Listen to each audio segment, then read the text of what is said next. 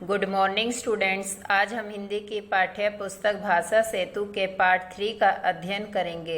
इस पाठ के लेखक रामधारी सिंह दिनकर जी है।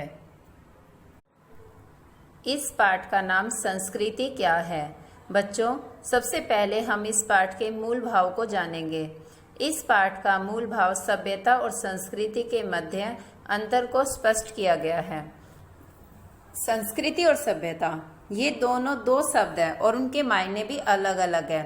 सभ्यता का अर्थ है मनुष्य का वह गुण जिससे वह अपनी भारी तरक्की करता है, और संस्कृति मनुष्य का वह गुण है जिससे वह अपनी भीतरी उन्नति करता है, दया, माया और परोपकार सिखाता है, गीत, नाद, कविता, चित्र और मूर्ति से आनंद लेने की योग्यता हासिल करता है। एक वह भी समय था जब आदमी को घर बनाना नहीं आता था, जब वह पेड़ की छाया या पहाड़ की खो का अर्थ होता गुफा में वास करता था अर्थात रहता था, जब उसे खेती करना भी नहीं आता था और वह कदमूल या जंगली जीवों का गोश्त खाकर गुजारा करता था। गोश्त का अर्थ होता है मांस खाकर गुजारा करता था। जब उसे कपड़ा बुनना भी नहीं आता था, वह या तो नंगा रहता था या पेड़ों की छाल या जानवरों की खाल पहनकर अपनी लाज का अर्थ होता है लज्जा, छिपाता था। इस हालत को मनुष्य की असभ्यता की हालत कहते हैं। लेकिन इस हालत से निकलकर आदमी जो आगे बढ़ा तो वह सभ्य होता गया। यानी जब आदमी खेती करके अनाज उपजाने लगा, घर बनाकर रहने और कपड़े बुनकर उन्हें पहनने लगा, तब वह असभ्यता से निकलकर सभ्यता में आने लगा। आज भी रेलगाड़ी, मोटर और हवाई जहाज, लंबी चौड़ी सड़कें और बड़े बड़े मकान, अच्छा भोजन और अच्छी पोशाक ये सभ्यता की पहचान है। और जिस देश में इनकी जितनी अधिकता है उस देश को हम उतना ही सभ्य मानते हैं। मगर संस्कृति इन सब से कहीं अलग है। वह मोटर नहीं, मोटर बनाने की कला है। मकान नहीं, मकान बनाने की रुचि है। अच्छे भोजन का सामान हम सभ्यता के जरिए पैदा करते हैं। लेकिन जिस ढंग से हम भोजन तैयार करते हैं, भोजन को हम जिस कला से खाते हैं, यह हमारी संस्कृति कहलाती है। प्रत्येक सभ्य आदमी सुसंस्कृत भी होता है ऐसा नहीं कहा जा सकता। संस्कृति धन नहीं, गुण है। एक कहावत है कि सभ्यता वह है जो हमारे पास है, लेकिन संस्कृति वह गुण है जो हमें छिपा हुआ है। हमारे पास घर होता है, कपड़े हैं, गाय, भैंस, बैल, घोड़े आदि, मगर ये सब सारी वस्तुएं हमारी सभ्यता के सबूत है, जिनसे यह जाना जा सकता है कि जिंदगी की मोटी और भारी सुविधाएं हमने कहाँ तक हासिल की है। लेकिन संस्कृति इतने मोटे तौर से दिखलाई नहीं देती। वह बहुत ही सूक्ष्म और महीन है। वह हमारी प्रत्येक पसंद तथा आदत में छिपी हुई है। मकान बनाना सभ्यता का काम है, लेकिन हम मकान का कौन सा नक्शा पसंद करते हैं यह हमारी संस्कृति बतलाती है। कपड़ा तैयार करना सभ्यता का काम है, लेकिन उसका रंग रूप कैसा हो यह हमारी संस्कृति बतलाती है। इसी तरह से आज दुनिया में बड़े बड़े बम और दूसरे हथियार बन रहे हैं, क्योंकि सभ्यता के मामले में दुनिया बहुत आगे बढ़ गई है।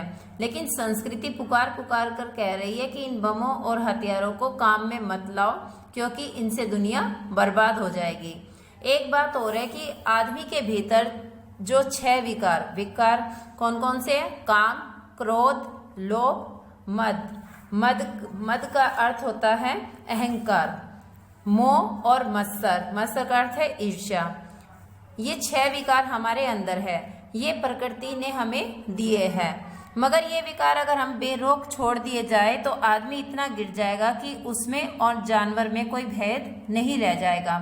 इसलिए आदमी इन विकारों पर रोक लगाता है और कोशिश करता है कि उसमें विकारों को बढ़ना नहीं, घटना चाहिए। गुस्से को ज्यादा नहीं, कम होना चाहिए। और लोभ, मोह, मद, मत्सर को भी एक हद में रहना चाहिए। इन दुर्गुणों पर जो आदमी जितना ज्यादा काबू कर लेता है, उसकी संस्कृति भी उतनी ऊंची समझी जाती है।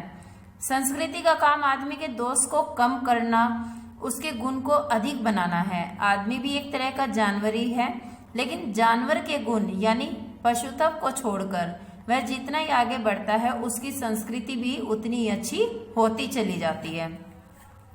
संस्कृति का स्वभाव है कि वह आदान प्रदान से बढ़ती है। जब दो देशों या जातियों के लोग आपस में मिलते हैं तब उन दोनों की संस्कृतियां एक दूसरे को प्रभावित करती है। एक जाति का धार्मिक रिवाज दूसरी जाति का रिवाज बन जाता है और एक देश की आदत दूसरे देश के लोगों की आदत में समा जाती है। इसलिए संस्कृति की दृष्टि से वह जाति या वह देश बहुत ही धनी समझा जाता है जिसने ज्यादा से ज्यादा देशों या जातियों की संस्कृति का विकास किया हो। ऐसे देशों में भारत का नाम बहुत ही आदर के साथ लिया जाता है क्योंकि यहाँ के लोग संस्कृति के मामले में बड़े उदार रहे हैं। बच्चों, हम जिसे अपनी संस्कृति कहते हैं वह एक जाति या कुछ थोड़े से लोगों की संस्कृति नहीं है, बल्कि बहुत पुराने समय से जो अनेक जातियां इस देश में आती रही है उन सब की संस्कृतियों के प्रभाव हमारी भारतीय संस्कृति पर पड़ते रहे हैं और उन्हीं प्रभावों को ठीक से अपने भीतर पचाकर हमारी संस्कृति इतनी विशाल और उदार हो गई है कि आज वह सारी दुनिया की संस्कृति का आईना बन सकती है। यह भी ध्यान देने की बात है कि भारतीय संस्कृति का जब जब किसी विदेशी संस्कृति से मिलन हुआ है तब तब हमारी संस्कृति में एक नई ताजगी आ गई। असल में भारतीय संस्कृति में बसंत ऋतु बड़े पैमाने पर 4 बार आया है और इन चारों मौकों पर हमारी फुलवारी में जो ललहाट पैदा हुई अर्थात जो फूल खिले वे हमारी संस्कृति को आज भी ताजा बनाए हुए हैं।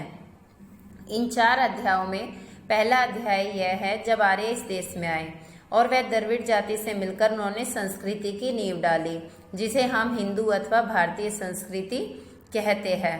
दूसरा अध्याय वह है जबकि यह संस्कृति कुछ पुरानी हो गई और उसके खिलाफ महात्मा बुद्ध और महावीर ने विद्रोह किया अर्थात विरोध किया, जिसके फलस्वरूप बहुत सी रूढ़ियों का अर्थ है प्रथाएं दूर हुई और यह संस्कृति एक बार फिर से नवीन हो गई। तीसरा अध्याय वह है जब इस देश में मुसलमान आए और हिंदू धर्म का इस्लाम से संबंध हुआ और चौथा अध्याय वह है जब भारत की मिट्टी पर हिंदुत्व और इस्लाम दोनों का संबंध ईसाई धर्म और यूरोप के विज्ञान और बुद्धिवाद से हुआ। बच्चों, इस निबंध के अध्ययन द्वारा हमें पता चलता है कि सभ्यता हमें बताती है कि हमारे पास क्या है और संस्कृति यह बताती है कि हम क्या है। बच्चों, आज आपका यह लेसन कंप्लीट हो गया है। आप सभी बच्चों को यह लेसन पढ़ना है और इस लेसन के शब्दार्थ अपनी नोटबुक पर करने हैं। आगे का कार्य नेक्स्ट क्लास में होगा। धन्यवाद।